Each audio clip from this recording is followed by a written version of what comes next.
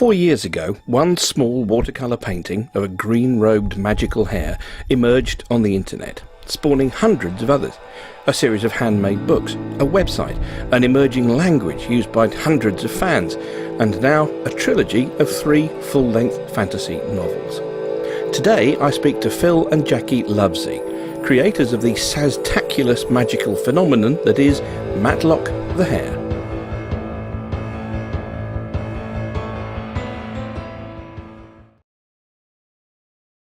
Why magical hare?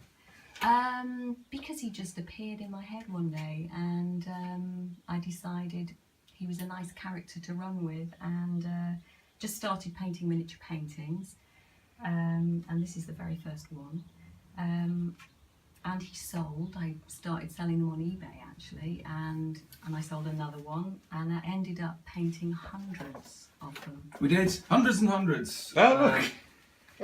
Which gradually people actually just were asking for more and more. And in the original picture, it's just Matlock there, and he's just literally be in a kind of arbitrary place. But then people said, where does he live? Who are his friends?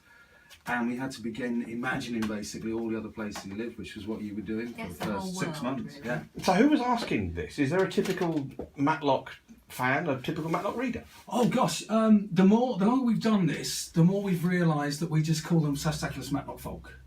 It's easier because there are no typical ones.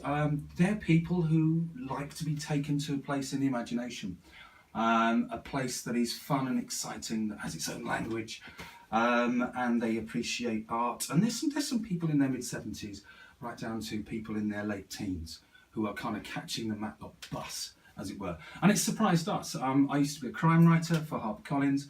I went along to my agent at the time, and this Matlock was just on the cusp of success. I said, I've got this idea for a magical hare. And they said, no, it'll never work. No one is going to actually buy a book about a hare that can talk. At this point, I had to sort of, we were kind of worried about, we've been about making handmade books, so we've been making our own books to satisfy people, because they wanted more Matlock. So we've been doing these books, but we still got a no because it didn't fit a genre. Just as the typical Matlock person doesn't fit an identified screed of people. And these days, I think today's book market says, okay, a certain screed of people will read this stuff. Who would read a book about a magical hare if it has a long-nosed credit with a yellow hat on the top? Well, there are people who do, and we've been successfully kick-started twice, which has proved that, which has been fantastic amongst a growing army of people from all over the world. So a typical Matlock person, I guess they're untypical. Jacqui, it's been a heck of a 4 years of working together, apart from anything else. What's that like? Yes, it's good actually, because we both have our specific expertise, if you like. Phil does the griffles, I do the illumini.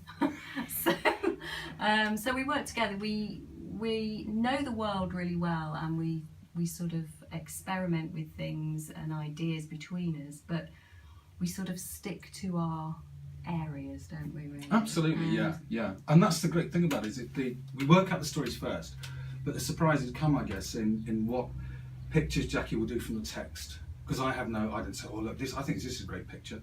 And also, although you know the bones of the stories, you don't say, well actually, it should be written like this. So within it, I don't think we've ever argued once, have we? No. Perhaps we should. Perhaps we should invent stuff to argue about. It'd be good. Talking about inventing stuff, tell us about the language. The language. The griffles. The griffles, as we call it. Well, each book has its own glossary of language, which is included at the beginning of each book.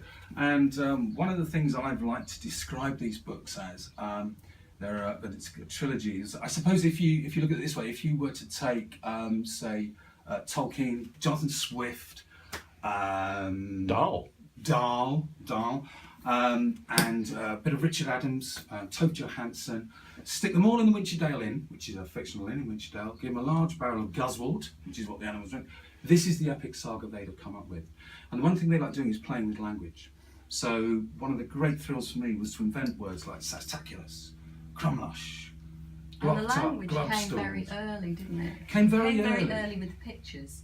So when we first started doing the little miniatures, we used to write a little miniature story almost on the back. So the actual language came right at the very beginning. So it's sort of Yeah, and then people now will talk to us on social media using those what we call griffles, which is even more fun really, to know that a piece of this is actually now out into the real world, or what the creatures call the great beyond. So, a trilogy, Yeah. artwork, Yeah. the books you made yourself, tremendous success with that so far. Where next? Where do you want to take Matlock?